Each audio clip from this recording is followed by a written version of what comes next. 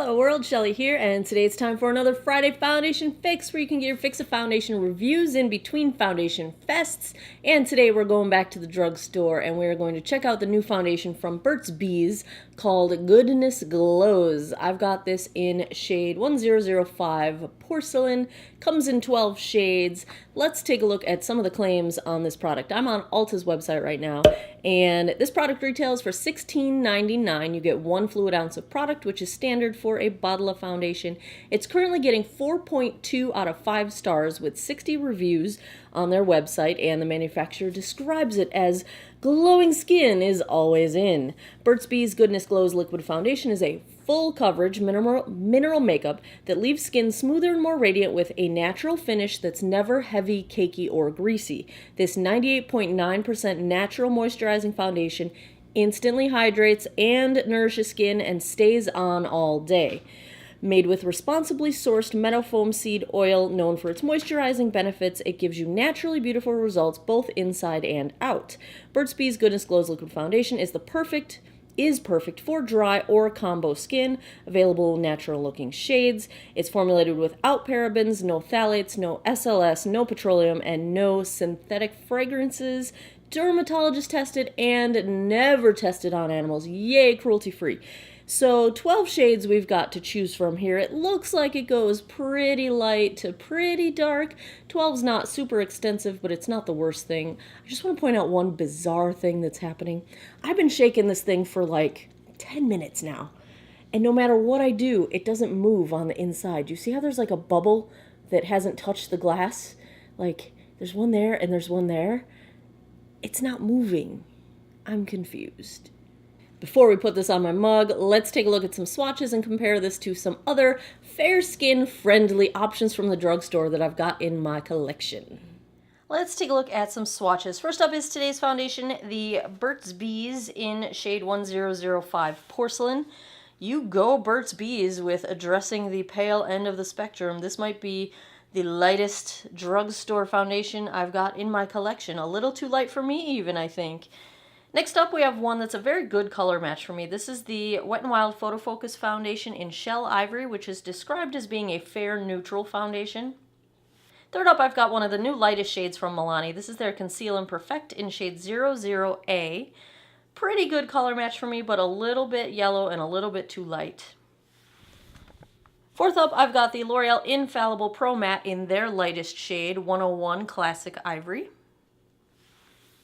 And last, I've got another one that's a very good color match for me, the Rimmel Lasting Perfection in shade 091 Light Ivory. Oh, T. Where my October birthday's at, Libras represent. I have already cleansed, moisturized, sunscreened my face.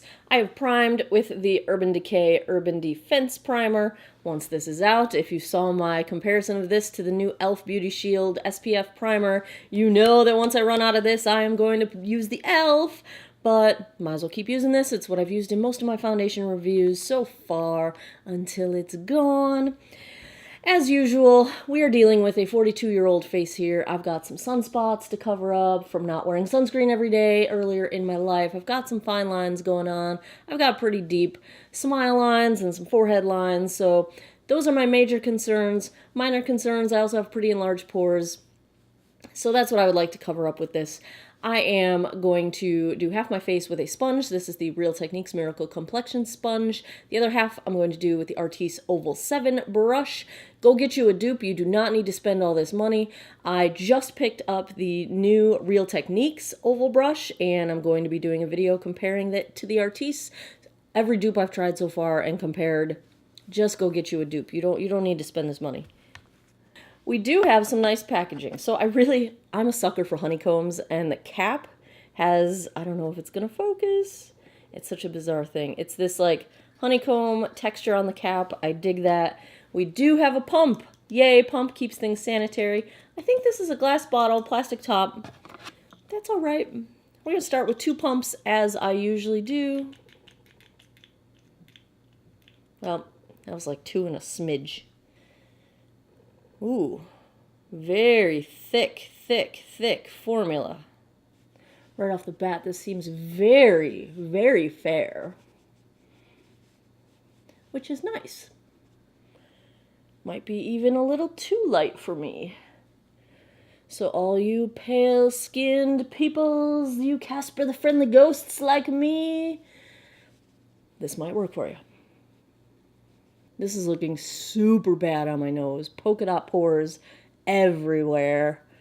Oh, it will not go settle in. It looks so gross. No, I have to go to work.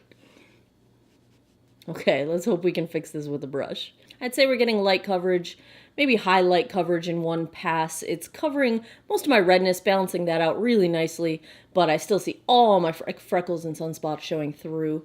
Let's try the brush side.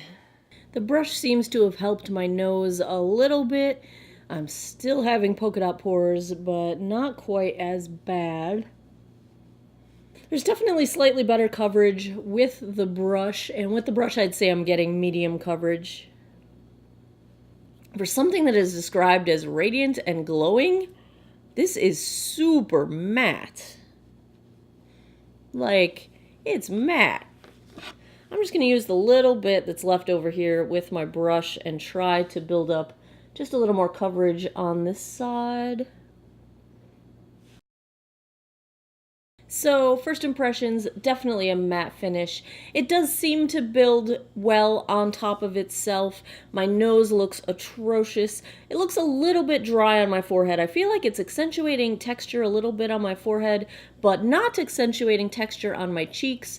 My pores on my cheeks do not look blurred, but they don't look enhanced, so they just look as they are. It's kind of sitting a little strangely around my mouth, like it just looks a little bit heavy, a little bit like makeup. Not settling into lines yet that I can tell. The finish still feels slightly tacky. I will wait and see if it sets down by the time I'm putting the rest of my face on, and I might have to set it with a powder. I hesitate to because it looks like a really dry finish. My goodness, my nose looks terrible. That is where we are starting out. The check-in time is... where's my phone? We'll use the tablet. Check-in time is 10:03. We're going to call it 10 a.m. I'm going to go put the rest of my face on. I'll be right back.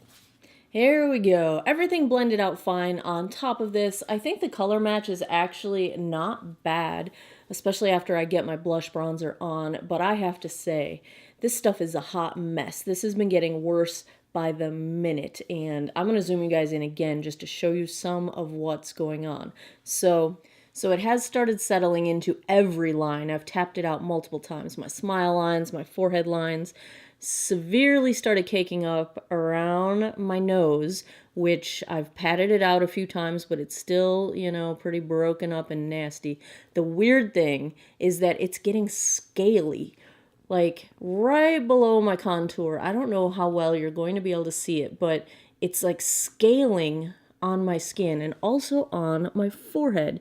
Now, I did set it with a powder, and then I buffed out the powder to try to get the scaling to go away, but in the center of my forehead, it's like scaling. That's the only way I can describe it. Like, it looks like fish scales of foundation on top of my skin. It's also clinging to the remnants of my little friend down here, this blemish, and I almost cut it, said we are done, it is a fail, but I have to go to work and I didn't have time to put anything else on my face. So we're going to go with it because I have to go with it, and we will see if this improves. Maybe it just needs some time to settle into my skin. Right now I'm thinking it's pretty gross. It doesn't work for me, but I'm going to give it a shot, and I will be back in a bit with a daylight check-in to check the color match, and I'll be back at the end of the night with my final thoughts. Hey guys, daylight check-in here. It's about 2:30 in the afternoon, so we're at about the 4.5 hour mark, and I would say that it's very, very humid and warm. It's 80 degrees and humid and rainy here right now, so I think the dewiness has improved a little bit. It's not looking quite as matte, but it's not in a dewy, radiant way. It's in a sweaty, muggy way, so I don't think that is saying anything good about the foundation itself. It's already breaking down on my chin, and it seems to be disappearing off of my nose. So that is what we're looking at. Let me zoom you guys in if I can. And you can get a bit of a look. In terms of color match, actually, I think even though it looked kind of light when I first put it on, I think it matches my pale face and body very well. So if you are pale complected, I do think the shades may work for you, but still not liking it. Still not liking it. I'll be back tonight. Hello. It is 9:23 p.m. That puts us at just past the 11-hour mark, and I have got to say, I have not had a foundation perform this poorly on me in a very, very long time. Let's just start at the bottom and work our way up, shall we? Every single place that this foundation could have broken down, worn off, caked up, or just turned into a texturous mess, settled into a line or a pore, it did. Let's start on my chin. It did settle into my chin lines underneath my chin. It is completely wearing off of my chin, caking up into the crease sort of beneath my lip, above my chin. It is very cakey around my mouth. My smile lines, it was settling into them, but now it's not even there on my face. And I did not blow my nose all day today. I didn't touch my nose. On my cheeks, it just looks textured. I have texture everywhere. My pores are super accentuated. If it's not settling into my pores, it's making them look gigantic. My nose is just disgusting. Now it's wearing off. I have basically bright red patches on my nose with bright white polka dots of pores with foundation stuck in them. It is worn off completely around my nostrils, caked up around my nostrils. As we move upward, the texture is just gross. It looks like the makeup is sitting on top of my skin. It has settled into forehead lines. It is just yuck. So what grade would I give the Burt's Bees Goodness Glows? Goodness no. This is an F, and I don't think I've given any foundation an F. I usually give the benefit of the doubt with a D- if I can find some saving graces. If you have dry skin, if you have maturing skin, if you have large pores, I don't think this is going to work for you at all. I don't have very troublesome skin. I've got some issues that I'm concerned about. Most people would not call them issues, and a lot of people would wear no foundation at all with my face, and I totally understand that. This fails every criteria I look for except color match. That's about it. I do have a pretty good color match in this foundation. That is not enough to get it above 60% good. No, Burt's Bees, I am sorry. I appreciate everything you do as a company. This foundation did not work for me at all. Now, if it works for you, and I really, really hope it does, I'm so happy for you. I hope it works for people because, I mean, just because it doesn't work for me doesn't mean it won't work for you. Everybody's body chemistries are different. Everybody has different needs, different concerns, different issues with their skin, and it's just, this is how it worked for me, and it did not work at all. So, sorry, Burt's Bees does not cut the mustard in my world. I will never put that on my face again. But, in other news, it's been a nice day. You know, we had some fun, right? There you have it, another foundation fix review. If you would like to see more reviews of foundations, leave me some comments down below with what you would like to see. You can always search Geek Out of Water and a foundation name to see if I've reviewed it yet. I've got to be over 50 foundation reviews by now. I haven't counted lately. Last time I checked, I was over 40. And thanks a lot for taking some time out of your day to geek out over makeup with me. I appreciate it, and I hope you guys all have an awesome day or night wherever you are in the world. Take care of each other. Bye-bye.